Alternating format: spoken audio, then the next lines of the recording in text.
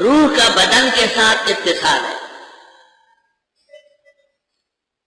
یہ اتصال کاملین کا کامل ہوگا. حیات الانبیاء بہت زیادہ ہے.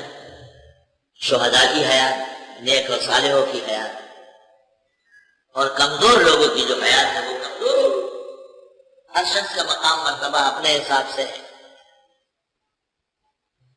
لیکن اگر کوئی کہے کہ روح نکلنے کے بعد قیامت سے پہلے دوبارہ اپنے جسم سے نہیں مل سکتی، تو یہ عقیدہ ٹھیک نہیں ہے. شیخ الاسلام ابن تیمیہ نے ایسے لوگ جو مرنے کے بعد ارواح کا اپنے اپنے اجساد سے ملنے کے قائل نہیں ہیں، ان کے متعلق لکھا ہے شیخ الاسلام ابن تیمیہ فتاوی شیخ الاسلام جلد 4 صفحہ 187، فَهَؤُلَاءِ كُفَّارٌ بِإِجْمَاعِ الْمُسْلِمِينَ. یہ وہ پنجاب والے حیاتی مماتی، ایک ادھر کھینچ رہا ہے اس کو بالکل احمد رضا خان کی طرح کھڑا کر رہا ہے، آئس کریم منہ میں دے رہے ہیں اور کھیر کے پلیٹ ہاتھ میں پکڑوا رہا ہے. دنیاوی حیات ہے، دنیاوی ہے، شرم تم کو مدد نہیں. اور دوسرا کہتے ہیں کہ ایک دفعہ جب موت پر روح اور جسم کا رشتہ ٹوٹ گیا، قیامت سے پہلے دوبارہ قائم نہیں ہوگا. اس مماتی کو کہا ہے ابن تیمیہ نے فَهَؤُلَاءِ كُفَّارٌ بِإِجْمَاعِ الْمُسْلِمِينَ.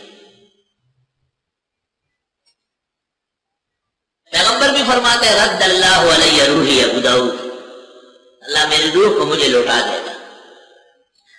اور برائے ابن عازب کی حدیث مسند احمد کے حوالے سے مشکات کتاب الجنائز میں ثم یعاد روحہ الی جسدہ، روح جسم کی طرف لوٹتی.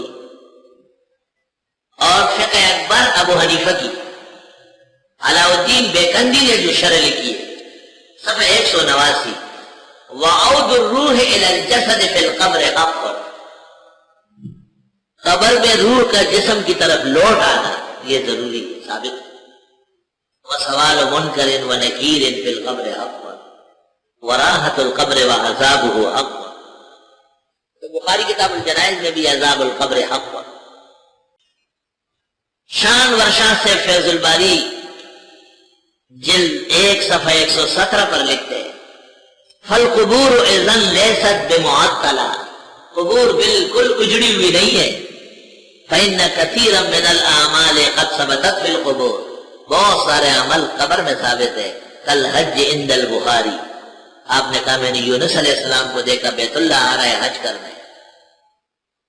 والصلاة بأذان وإقامة عند الدارمی وتلاوة القرآن عند الترمذی، اور میں نے اپنے نسخے میں یہ لکھا ہے والصلاة قائما عند مسلم.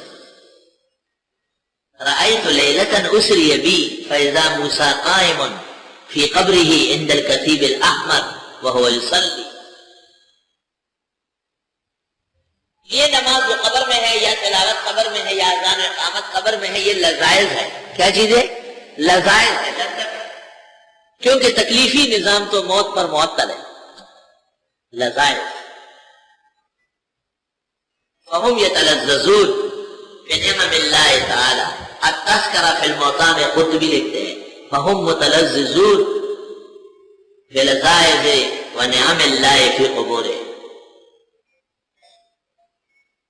اللہ اکبر کبیرہ. یہ مسئلہ پنجاب میں بہت سخت اختلافی ہو گیا تھا اور اہل حق علماء دیوبند کہیں گروہ ہو گئے تھے. چنانچہ بڑے علماء خیر المدارس ملتان میں جمع ہوئے، اس میں حضرت الاستاذ مولانا یوسف بن نوری، مفتی اعظم پاکستان مولانا مفتی محمد شفیع، صاحب اعلاء السنن ظفر احمد عثمانی، شیخ الحدیث مولانا عبدالحق اکوڑا خٹک، اور حضرت اقدس مولانا مفتی محمود، سارے علماء بڑے بڑے، مولانا شمس اللہ قبانی، سب موجود تھے، مولانا خیر محمد جالندری. متفقہ فیصلہ ہوا اس پر حضرت بن نوری مولانا خیر محمد کی نگرانی میں مولانا سرفراز خان صاحب کتاب لے گئے.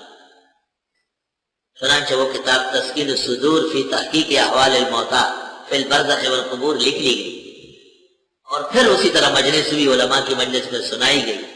کئی مقامات پر اصلاح کا کہا گیا، اصلاح کر دی گئی اور اب وہ کتاب ابد نشان ہے، بڑی جامع و معنی ہے.